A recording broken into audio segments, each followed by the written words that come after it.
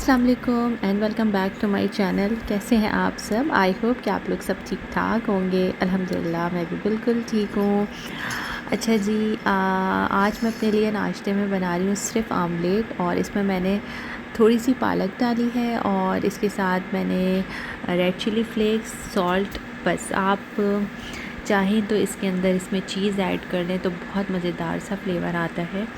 बहुत मज़े की लगती है चीज़ के साथ, और पालक का कॉम्बिनेशन बहुत अच्छा लगता है।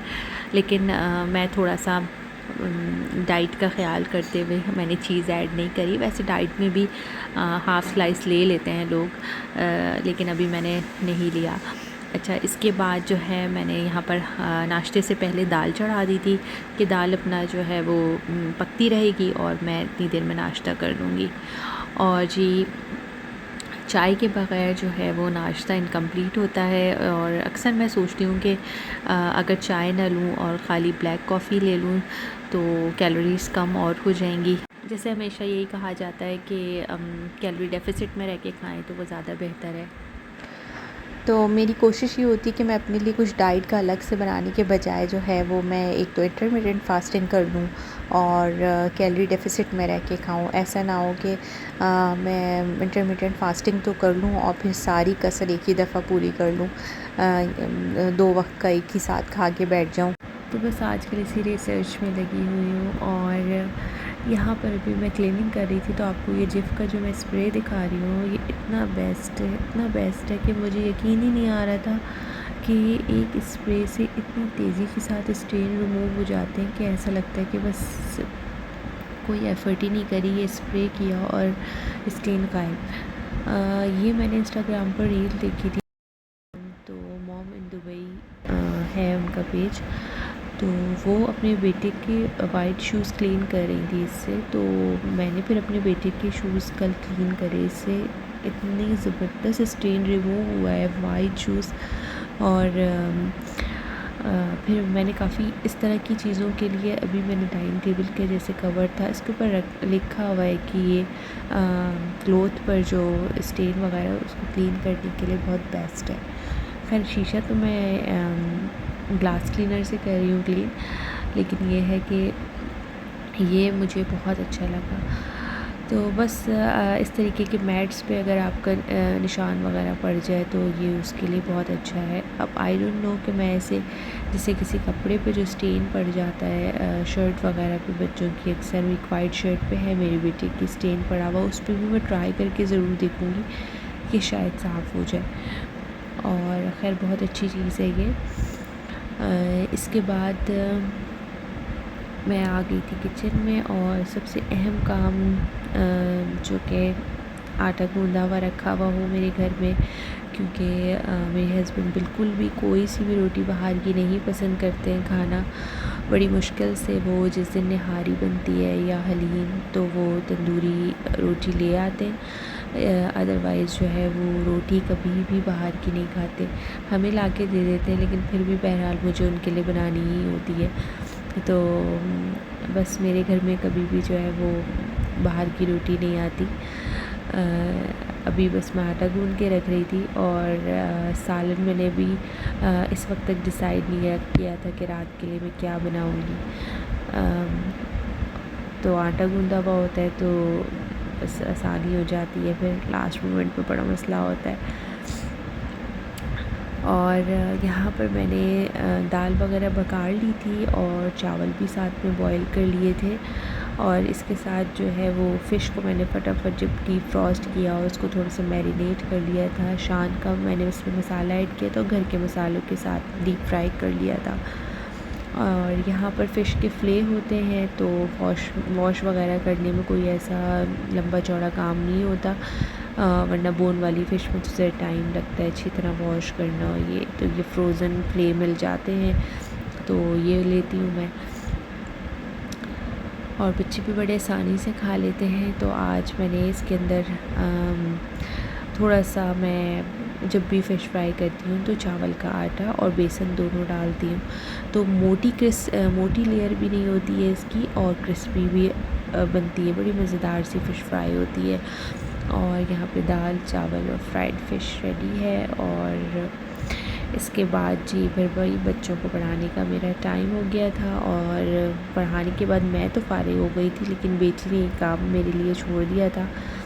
और ड्राइंग वो ख़ुद करती है बैठ के, बहुत शौक़ है उसको ड्राइंग करने का, लेकिन अभी वो करने के लिए तैयार नहीं थी, और बस अपनी जान छुड़ाने के लिए कि मामा आप इसको बना दें, और बस ये सब उनके नखरे हो रहे थे। तो मैंने कहा चलो आज मैं बना देती हूँ। मुझे बहुत अरसे के बाद मैंने जो है वो ड्राइंग बनाई थी, तो बस जैसी भी बनी आपके सामने है। अच्छा, ये रात का टाइम था और मैंने गोश्त जब निकाल के रखा तो मुझे बनानी थी निहारी। तो मेरे बेटे ने कहा था कि नहीं, आपने चिकन की निहारी मामा नहीं बनानी है, और उसमें जो बीफ की खानी है। मेरे पास बोंग का गोश्त भी नहीं था। दिल था मेरा कि जब भी बनाऊँगी तो बोंग के गोश्त से बनाऊँगी।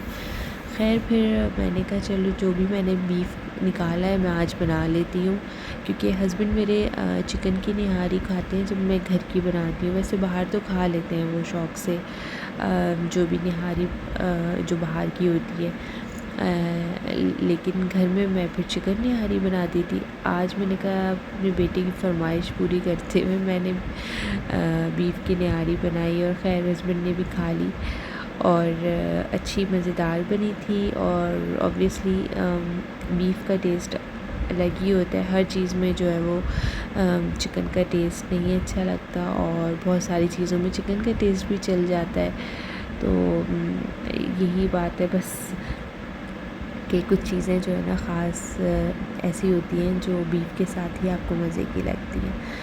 तो यहाँ पर अभी मैं कर रही हूँ हरा मसाला जो रेडी होता है, और पाए, निहारी, हलीम, इनके बग़ैर तो इनके साथ तो ये चीज़ें अगर ना हो तो मज़ा ही नहीं आता खाने का।